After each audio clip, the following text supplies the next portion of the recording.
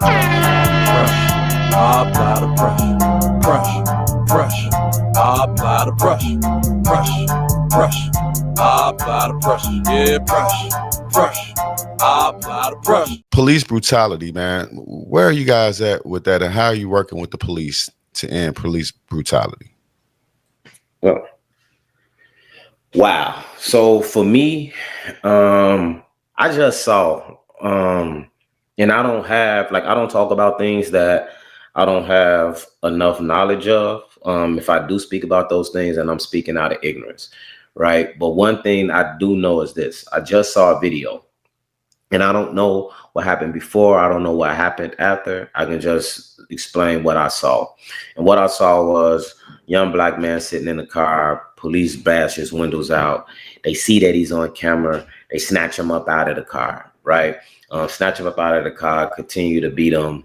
Camera goes blank. I don't know what happened. But what I do know is that I didn't see that young man doing anything that would cause the police to do that to him. He had the camera on while he was sitting there to just show he has the camera on. Now, yeah, the window was tinted. It don't matter.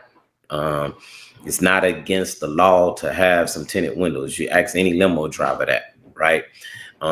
They busted those windows out. Then they looked right at the camera. This is the piece. Pay attention to this. They looked right at the camera and they had a total disregard for it, and they still did what they did.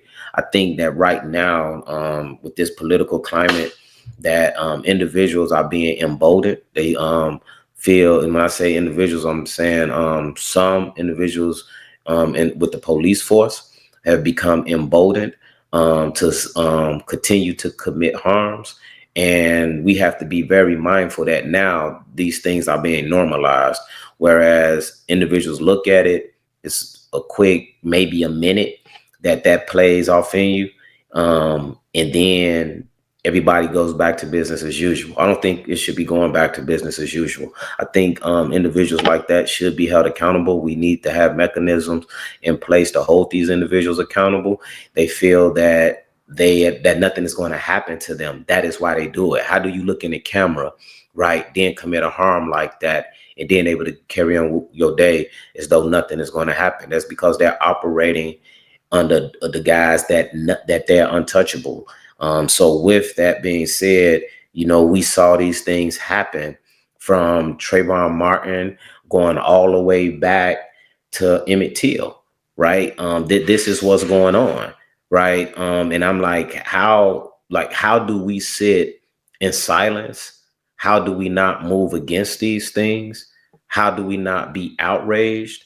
And not just talking, coming on platforms, talking about it, going to barbershops like, hey man, did you see this? It's like, no, when do we get to the stage of being ready to do something about this? Actually move into action. And I'm not saying you have to commit a harm, but I'm saying we have to do something. And I'm ready to start talking about what some of those somethings could be, because one thing I know for sure is that these individuals that's doing these things, they were not doing them probably about 8-9 months ago. They were not doing those things, right? And I think that we have to start really addressing this and addressing these harms that's happening. And I believe that we're intelligent enough to be able to do this. Right. Well, from my understanding is the window did not raise down on that side. That's why you clearly heard the officer who was on the passenger side talking to him. It was very clear because the window on the passenger side, I believe it was down. And he opened the door, and of course, the police say, shut the door, raise the window down. And he can't raise the window down.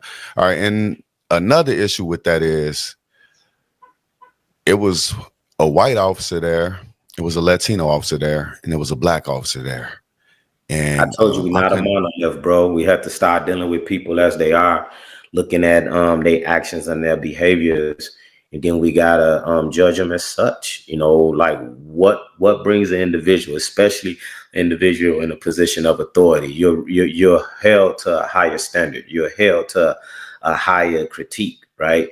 You have an individual's life in your hands. You can't move like that, man. And my thing is, again, I understand, like, if people like really dig into this, you have to understand that the reason why they have these immunity clauses for police officers, like, this is where it gets deep. The police officers were started as slave catchers, right? And starting off as slave catchers, if I got to go get your slave, you can't hold me responsible for harming your property, right? This is the root of that immunity piece, right? If you're hiring me to go do something that you don't want to do, and that's why it's always protect and serve, right? It's protect and serve. And they're always talking about the law of order, right? Saying that, you know what, under this law, they can go and retrieve this property. That's why they're always with, don't destroy the property, don't destroy the property, right? But how are you taking care of individuals? We got to understand that we're still not seen as humans. We're still not seen as that we're not nobody's property. Okay. You can't just come in here and do harm to me, because I guarantee you, right? If that individual, man, I have documented records where individuals that don't look like me and you have set up here and shot police officers. Okay. Not shot at them, but shot police officers. And they were still able to de-escalate those situations. Those boys, women were able to leave those situations unharmed and then go get something to eat and sent to a mental facility, right? So individuals are choosing this behavior and it's being celebrated, right? Because it has been normalized. And I tell you that does not happen with everybody. What happens is two sets of rules. This is how you deal with my property, and this is how you deal with me as a person, right? And we have to finally break all of this down and say, hey, we're all people for real. And this is how we're going to be dealt with. And if you commit this harm, this here is the consequences for that. When we start, especially when we start talking about, like, people aren't paying attention to the fact of all of these $1 million lawsuits that was jumping off. Then next thing you know, everything start quieting it down. When you start taking away that immunity for those police officers and you start suing them civilly, all right, watch everything start changing. All right. So for me is we have to get away from, again, all of the talking and the noise and just start dealing with the facts. They did that. They was bogus and they need to be held accountable for it. I don't see no way that could have been justified. Now, if somebody can explain to me how it was justified, I am willing to listen. But from what I know so far, it wasn't justified, and those officers need to be held accountable. And it doesn't matter what color of skin they are, white, Latinx, black, y'all always bogus. And there's no way that you sit up here and you treat a human like that. Well, this happened a few months back, and the police chief said that he found it funny that this guy drops the video, which he should have been dropped a while back, but we didn't get the whole story. The police chief is a black man, and he said that his officers did everything within the law when it came to that situation.